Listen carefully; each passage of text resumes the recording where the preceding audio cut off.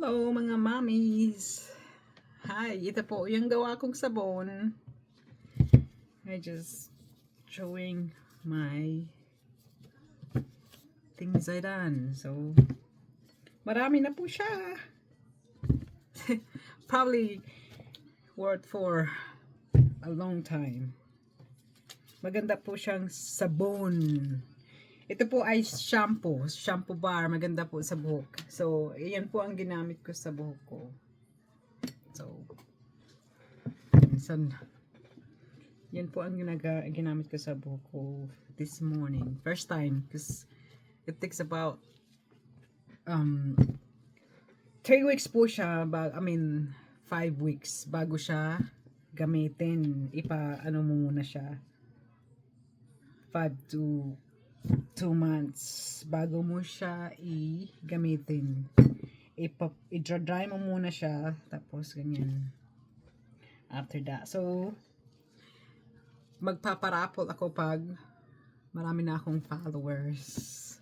Hopefully, pag marami na, ayan, para libre kayo ng sabon, mga momshi, whoever in there watching.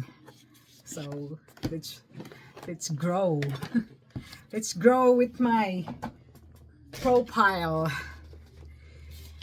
I haven't been online on Facebook. I took it out, uninstalled it, but I was still online on Messenger. So whoever messaged me, I was still fine.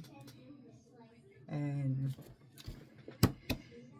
anyway, ayan po ang ginawa ko for the last 3 months out from work.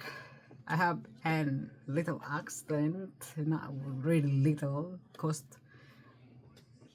a lot of my life.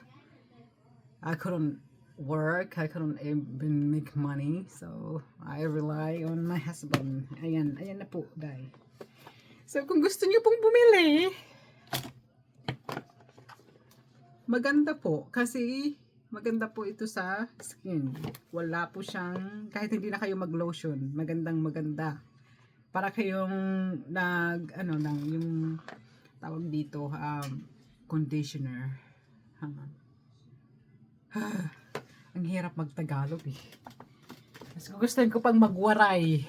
Waray. Maganda ang waray.